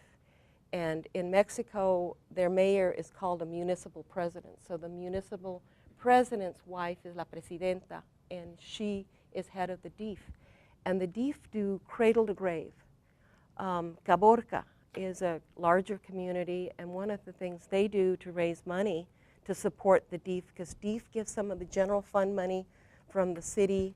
They get like commodities that come out of the state government, but a lot of it is just money that they've raised. And in Caborca, they have a mortuary that's for the low income. So they have 2 mortuaries that are private pay, but low income people can get a discounted, that's the cemetery and actually the whole treatment of the body. And they make enough money off of that that helps fund. And the DEEF uses volunteers. And so if it's domestic violence, if it's an adoption, if it's placing a senior, if it's health care, you know, they have a system where in the United States, Social Security is a pension. And down there, Social Security also includes clinics. So you may go to the Social Security clinic. If you're an employee, you're covered. But for those people who don't have coverage in any other way, the DEEF provides those kinds of services. And so some of the things we did during this was, you know, equipment that, like durable medical equipment, we would try to get it donated, and it's a nightmare to get it crossed. But once you get it crossed, you know, they had rehab offices in some of the small communities, which just really very, very interesting to see. So, you know, because of that experience, I think I kind of understood a little bit better how to work with the DEEF when we had to move someone. So, but you know, not in every community. You know, we think AAAs are unique. Oh, every community's DEEF is completely different. You know, from school breakfast, they provide that as well. Some places it's, you know, Twinkies, and some places it's cereal. So it really varies. So issues around rural. I think one of the things that's really hard in Arizona. Yeah. Is the Mexican consulate in any way useful if you have a Mexican citizen who needs either to be placed in Mexico or needs some other kind of Yes, service yes, here? they're very helpful. Yeah, we've found that the clinics particularly work regularly with the consulate. And some consulates are better than others. You know, it really depends on the person. The one that's in Douglas, people think the world of. So it really varies.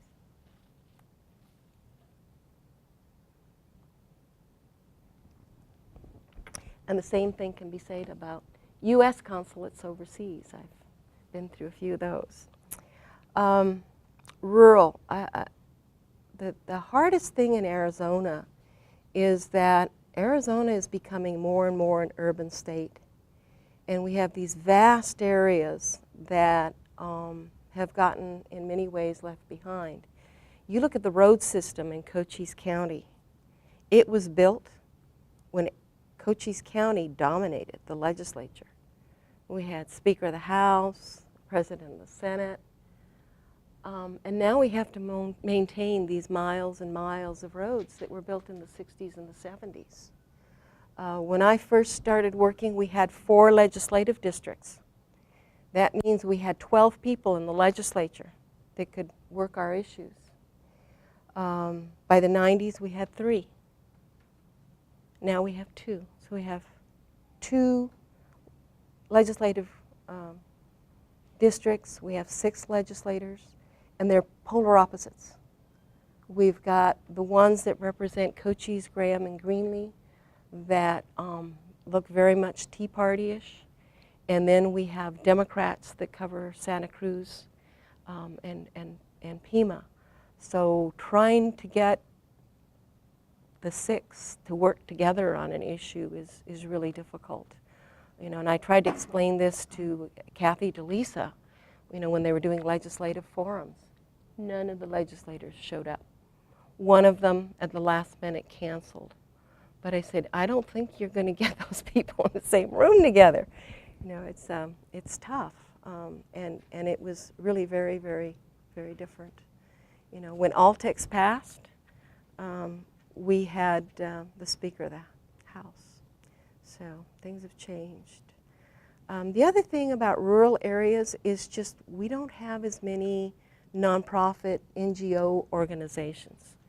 More and more, and we see this particularly with DD programs, you see these big agencies, Blake Foundation, organizations like that that cover lots of different parts of Arizona. Children's services, you've seen that happen a lot. You know, when we saw the huge cuts that happened in like the 90s, 2009 when the state took its plunge, we saw so many agencies go out of business or close their regional offices where they at least had a presence that we recognized. Child and Family Resources, who used to do some kinship care programs for us, in a 1-month period, I think they went from something like 45 people to 11. And so no regional real presence like we used to have. And it's made it harder. We have one little tiny agency, the Santa Cruz Council on Aging, that's one of those little mom and pops, and they've managed to alienate any possible fund source other than SEGO. And yet, who else could come in and provide a meal as cost effectively as they are? You look at their audit report and you think, this is an agency that's just on a spiral decline. You know, what is the alternative? So Wanda's got a challenge there. United Way and the Arizona Community Foundation has really tried to do a lot of development. Freeport-McMoran Copper and Gold is the mining company that bought out Phelps Dodge, and they have been incredible. They have provided grants in the communities to actually provide services, but they've also put requirements in that anybody who gets a grant has to go through an educational program to teach them nonprofit management. They've brought in ASU to do some of those trainings, and it's really making a difference. So right now, you know, copper has done really, really well, and so Graham and Greenlee are really benefiting from that. Bisbee is another community. It's not actively mining now, but Freeport has really invested a lot of things. I mean, one year I got money for senior meal vouchers without even asking for it, which was just like, you know, unheard of. So we have some of those sorts of things that are wonderful, but, you know, I grew up in mining, and it's either a feast or a famine. And, you know, I've seen ups and downs in Greene County particularly. So right now, Freeport is wonderful, but hopefully by them trying to sustain some of the nonprofits, it'll be ongoing. And the distances are just difficult because transportation. You know, the best place to live in our area for transportation is to live in Clifton or Duncan, because we've got vans that the Greene County pays for part-time drivers that can get you to Safford so you can go shopping.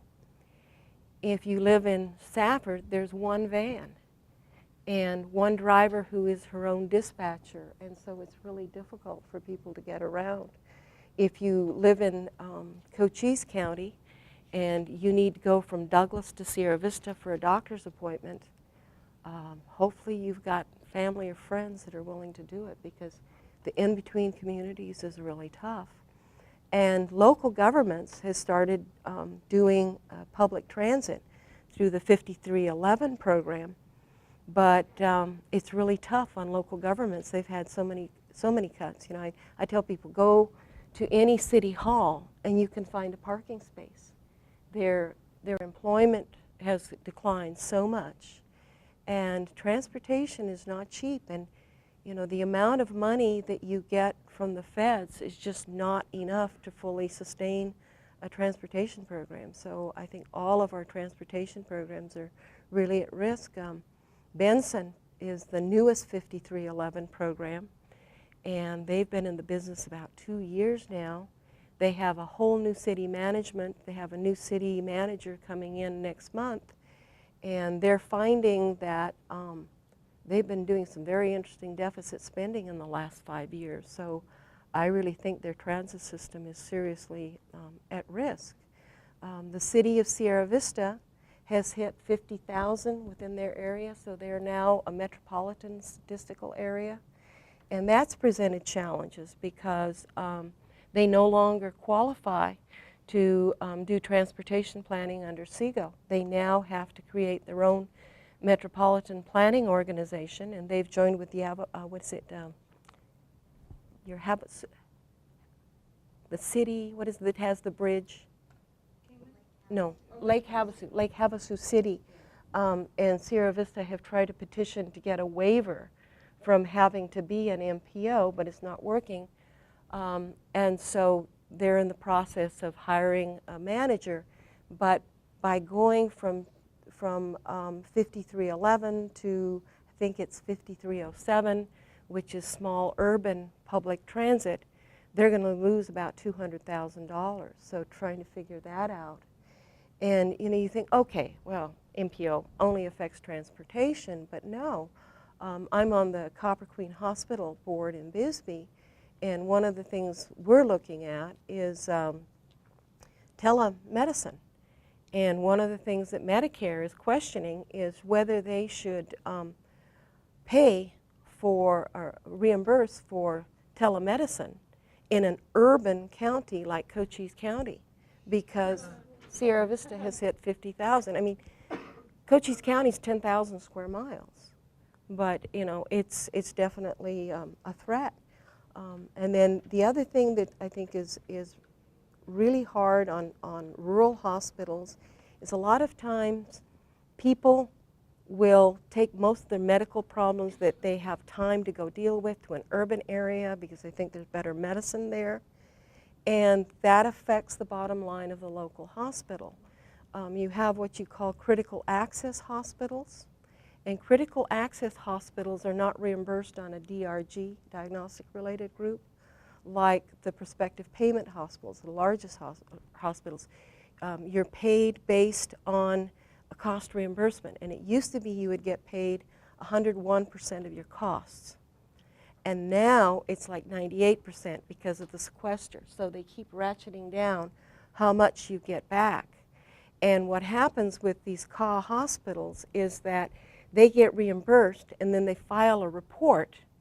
And if they only file their report and make their adjustments like every 6 months instead of regularly, like the Wilcox Hospital got hit a couple years ago for having to pay back $1 million because their costs had gone down. They'd been reimbursed at the higher level, so they had to pay back.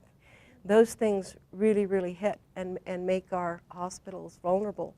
The access cuts have had a huge impact on our rural hospitals. We have Douglas is in bankruptcy. They're negotiating with a company out of Chicago that has never run hospitals before, but they want to, I guess, experiment, but it's out of desperation that they're looking at. And I think all of those things really make things difficult. We got a care transitions program, and we used SECUS, which is a provider agency in Safford, because they could hire a social worker and work with the Mount Graham Regional Health Center there. And I think over the course of 9 months, they had 11 people go through. It really doesn't become cost effective. So we spent 20 grand on 11 people. And not all of them didn't go back into the hospital. I think 5 of them went back into the hospital. So I think it's just a real challenge when you have those small numbers. And really, at this point, the only hospitals that are subject to the penalties for recidivism for when they go back into the hospital within a 30-day for the same diagnosis are the prospective payment hospitals. But, it's probably just a matter of time where some of the smaller hospitals, the CAH hospitals, are also affected. So I think that's going to be hard. And I think one of the things we struggle with in this country is our rights. I was just hearing something on NPR yesterday about some community in Florida where a woman was ordered to stop growing vegetables in her front yard. And she grows vegetables in her front yard because that's the sunny part of her house. And they evidently have restrictions about that. Well, we run into this when we have people who chose to live out in the middle of nowhere because they liked that lifestyle. But as they get old and frail, what do? You know, I had a call from someone, there was a woman she and her husband had agreed to be caretakers on a ranch outside of Benson, parked an old travel trailer some 20 years ago, and didn't have water, but they hauled water, so it wasn't a problem. They had, you know, several dogs, made sure nothing happened to the cattle. He's long since died. The woman doesn't want to move. The neighbors feel sorry for her, so they're hauling water, and of course the roads have all washed out by now, and this is an old travel trailer that's just rusting into the ground. And I told him, I said, you know, you're an enabler. You're a good neighbor, but the day you quit hauling water, you may force her to make some decision. We had case managers and APS and got her house in town, and nope. Day she was supposed to move in, she declined. And of course, there's the neighbor hauling the water again. So, you know, those are just issues that we've got that, you know, and you have them everywhere. I don't, you know, and of course, hoarders and things like that. And maybe they have a barn that's bigger so they can have a larger indoor landfill. Actually, that was one of the first questions I had was, we all work in some sort of direct service in some way, but what do you tell people, like community members, when people make these decisions? Like sometimes you'll hear this quote, well, people have the right to make stupid decisions, or that's not a very positive way to put it, but do you have sort of something that you tell people? I basically tell them that grown-ups, until they have their rights taken away, have the right to make bad choices. It's more diplomatic. Yes, yes. People don't lose their citizenship just because they're old. And it's hard because people want solutions. They want this person taken care of. And if they don't want to be taken care of, it's really tough. Yeah. And my Bible, I think what Olivia was saying yesterday about remember who you serve. Absolutely that. You know, yeah, definitely remember why we're here, who we're here for. And remember the money. You can screw up anything, but if you screw up your books, you're in deep trouble. The other thing I've always tried to do, too, is to know the rules so that when I have a monitor that tells me that I need to do this, that, and the other, I can use some of Stu's diplomacy and say, yes, that sounds like a very good idea. You know, show me how and maybe I'll try it. But you know, if it's not actually a requirement, it's really difficult for them to force you to do something that doesn't make a lot of sense. I think that's very good advice, because just thinking recently on our monitoring, one of the state persons said, I'm going to, you know, write you up for X, and I knew the rule, and I said, oh no, that's not in the rules, you can't do that. And they looked it up, and I was correct. So it's important to know, because they have employees come and go as well, so you need to make sure you know what your parameters are.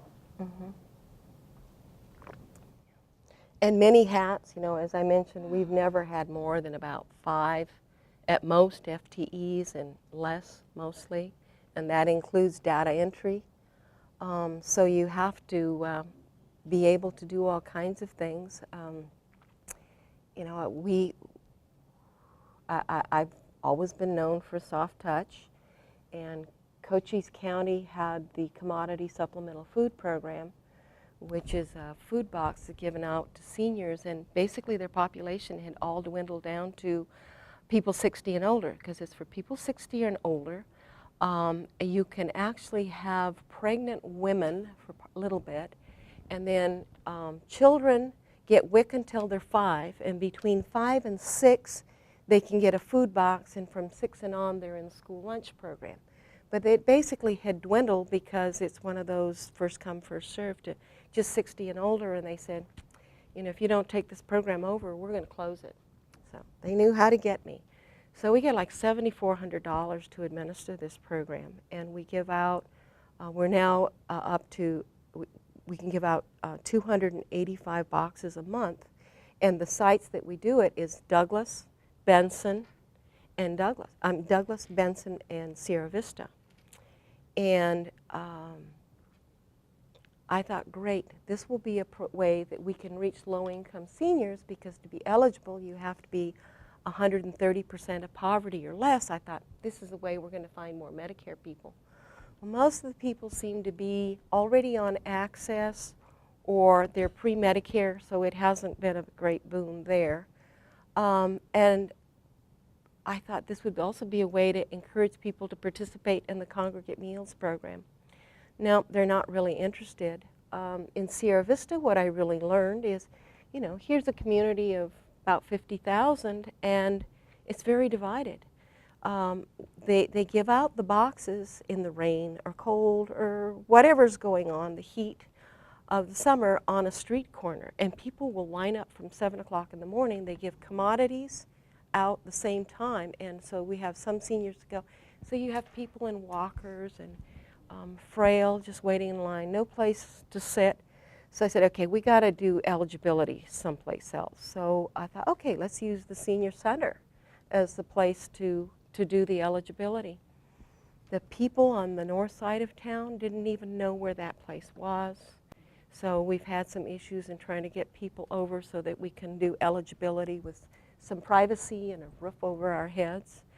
But talking to them about the congregate meals, they're not at all interested. But you know, so it's been kind of a surprising program. And I've also run into in Douglas, where we have to document that people live on this side of the line, that, you know, and they show their green card to make sure they're, you know, so we have to do all of that because this is a state administered program. So that has been different to have to make sure all of that. And then we've run into people who were sponsored, so they've got the green card, but they haven't been here for more than 7 years.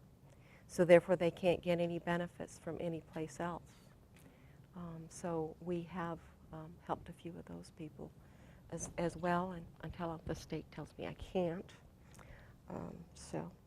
And inadequate funding, I think we all face. There's just no amount of money that is going to solve everything. It's really difficult. When the Family Caregiver Support Program, and you know, when I was talking about the Older Americans Act, that was really the first big infusion of money that happened in the Older Americans Act, was the 2000 amendment that created the Family Caregiver Support Program. Janet Takamura, who was the Commissioner on Aging at the time, had a brilliant thought of being able to help caregivers by creating this new funding. But you know, you've got the 5 objectives, and you're supposed to put some money in each one of them. I have a little chart I was showing Wanda. I said, you know, David Best wants us to put money in each one of those categories. We don't have enough money to do it in all of our counties. We use a funding formula. So we have a little bit of this and a little bit of that. And over, if you look at the column that says District 6, I've got a little bit of money in all 5 categories. But I can't, there's just not enough money for each individual county to be able to put it in. And one of the things that we found was a real challenge in our area is support groups. Some of it's cultural. You know, rural people, Anglo cowboys, Hispanics, they don't want to share their personal what's going on. And so getting support groups has been really difficult.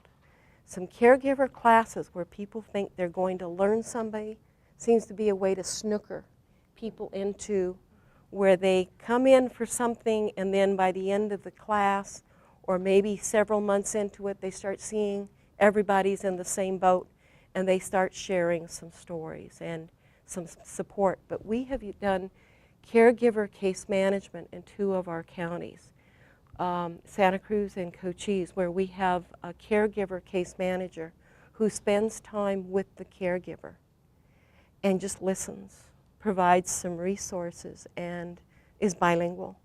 And we found that that's really helpful, because this is not somebody who's going to turn them into APS because they lost their temper. This is somebody who's just going to listen and help them unburden. And that's been a way of having the support group that goes to you.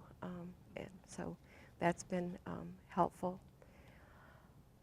Challenges and predictions. Well, You know, the boomers started turning 65 in 2011. 65,000 a day in this country. What do you think is going to happen when they turn 85 in 2031? There'll be fewer than 65,000 because a lot of them are going to die. But with medical advances, I would love to believe that they'll find a cure for Alzheimer's in the next 20 years, but I have my doubts. And, you know, half of people over 85 have Alzheimer's. Technology. I think that's one of the biggest challenges for us is, you know, I look at the hospitals using their telemedicine, where they're able to put a person in a room and do a consultation with a physician, a neurologist in Tucson, and it's just like a live conversation. They're able to have the staff at the hospital take all the vitals, send them any kind of test results immediately. Is there some way that we can do some of that? You know, is there some things that we could do with Skype? Like one of the things some of the hospitals are looking at is, you know, if they have a patient who's likely to come back in, can they put cameras in to help monitor and check their vitals and their blood sugar and those sorts of things? The hospitals are already making the appointments. You know, like you read the national literature and it's like 75% of people who've spent time in the hospital get discharged, have not seen their PCP within the first 6 months of discharge from a hospital. In our area, most of the hospitals are making the appointments with the PCP themselves. And so they're looking at, can they use some of this technology to try to find out better. You know, you're always going to have non-compliant people, but you know, when we look at case managers who have large caseloads, we have a case manager in Safford, and Graham County is spread out. And so she's got a caseload of, I think it's right now about 160 people. You know, if she could do some Skype or some other way of communicating with her clients and doing that home visit in another way, it might be another way to do things. And then we haven't been doing Facebook or Twitter or any of those sorts of things. You know, so many times we're still connected with the old ways of doing the lifelines. And really telephones can do so much more than that. So how do we take those telephones, and so many boomers are using telephones, and how can we use that in some way to have better communication? I found more and more it's hard to get people to come into classes. Can we do, you know, webinars or something? Is there some way we could do a better job, not just of reaching our providers, but reaching our clients? Are there some things we can do? I was listening to something on NPR yesterday about robots and some of the things that they're able to do with robots. You know, the technology, the things that they're going to be able to do are going to be just enormous. The other thing I think is that we've got some real challenges. We had a woman come out a few years ago and do a caregiver training. She published a book, and for some reason I can't think of her name. But she's a doctor in Chicago. And what she did when she did her PowerPoint is she showed the pictures of her grandmother and her grandmother's children and how many children there were to take care of Grandma. And then her mother and how many children there were to take care of her mother, and it was just 2. And then looking at her future, where she only had 1. I only have 1 child. You know, so many of my cohorts have no children, and we're much more likely to move, and I think that's going to be huge. I mean, we put so much reliance on caregivers. You know, whole Altex program, in order to get someone into home and community-based care, many times what makes the whole decision is that there's somebody who spends the night at that house. And, you know, as we lose that, what are we going to do? You know, I think those are big, big challenges. ADRCs, I think that what we're seeing is a progression. where we're looking at more emphasis on frailty. You know, Older Americans Act, I don't see them getting money. ADRC through the Affordable Care Act, some of those things. Some of the prevention programs have been funded through the Affordable Care Act. I think we're going to see more emphasis on frailty and disability as the basis for being able, you know, we used to say that the elderly were the deserving poor. I think those notions are long gone. I think we're really going to see much and much more focus. And our area never liked the Cadillacs at the senior center, so our board of directors always pushed for home care. So I know many of you have always preserved senior centers. We really don't have senior centers. We have nutrition programs, and most of them are shameful. But I think we're going to see more and more emphasis on. So you kind of let congregate meal programs kind of slip away, but there's always that funding, like the Yeah. C. We transfer. 3C1. What do you do with the congregate meal money? We transfer, and you know, you can transfer up to 70% of the C1 money, because you can transfer, I believe it's 30% you can transfer from C to B, and 40% you can transfer from C1 to C2. So see, 40 plus 30, 70%. So we transfer extensively. And a couple years ago, we were pushing that limit. And so I went through, and with the state-planned SSBG, if you work with Bridget, you could move some money around. So I moved SSBG around so that I could put more of the C1 back into congregate meals, because we were right up at the 70%. And I thought it would be really interesting, and I didn't do the research to see, you know, how much money is appropriated in C1, and then how is it actually spent. You know, that would be an interesting thing to get from AOA and or ACL. And you know, that's why I think, you know, the Administration on Aging doesn't really exist anymore. It's the Administration for Community Living. That's a hard message. I think ADRC is what we're moving towards, and I think we're always going to be challenged in Arizona to look at benefits. And with computerization, I think we may be in a situation where we have to figure out, how do we not become the insurance agent of today, who's looking at people buying their insurance product on the marketplace instead of using their traditional insurance agent. And so much of what we've done with benefit counseling and you know, SHIP counseling, I think the more and more it becomes computerized, how do we keep our foot in the door there? I think that's going to be another big challenge. And the other thing is, if we really push for prevention and those sort of things, how do we actually get the money? Because we're just not seeing the money. I mean, you can only get so many volunteers doing coaching and everything else. So the really better prevention programs cost you money. You have to have, you know, people who are certified trainers, enhanced fitness, some of those programs, diabetic educators. You need those.